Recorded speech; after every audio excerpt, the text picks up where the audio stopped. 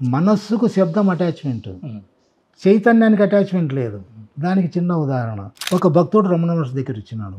స్వామి, రాత్రంతా నేను ధ్యానాన్ని కూర్చున్నా, ఇంటి పక్కల ఒక ఆయన కుక్కను బయట కట్టేసి చెన్నై పోయినాడు, అది తెల్లవార్లు మూలుగుతూ ఉంది, నా ధ్యానమే కుదరలేదన్నాడు. అప్పుడు ఆయన ఏమన్నాడంటే, మొరుగుతున్నది కుక్క కాదు నాయన, నీ మనస్సు అన్నాడు. అంటే ఆ శబ్దముతో నీ మనస్సు అటాచ్మెంట్ ఏర్పడింది.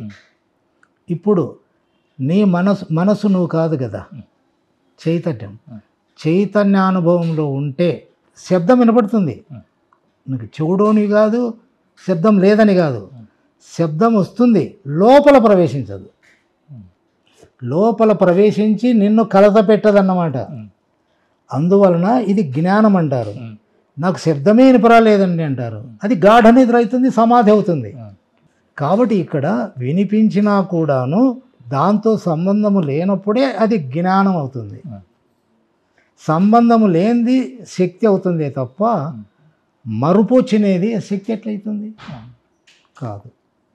కాబట్టి అన్నీ ఉన్నాయి, దేంతో సంబంధం లేదు, అది జ్ఞానం.